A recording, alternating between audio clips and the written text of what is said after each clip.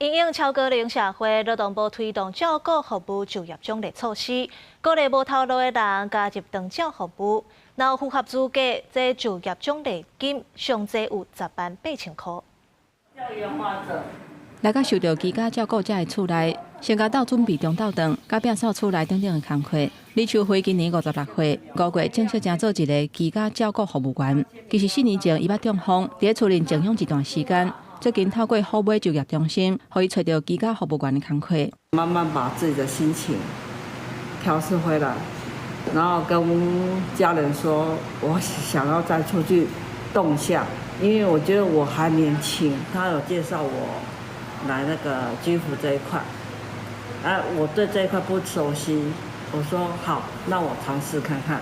李秋辉讲，演过伊伫饮料店做工课，不过破病了后，伫厝内静养一段时间，嘛因为安尼无头路，今年决定来做居服员，先参加相关的课程训练，摕到证照，再由就业服务中心推荐去合法的单位引头路上班。鼓励失业者从事居家式、机构式及社区式的照顾服务。凡是符合资格的民众，经过公立就业服务机构推荐，受雇于合法的照顾单位。每个月5000到7000不等，最长18个月，最高108000的补助。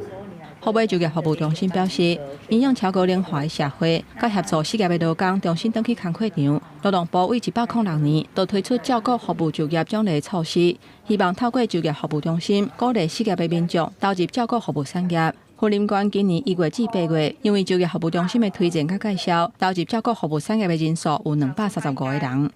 记者综合报道。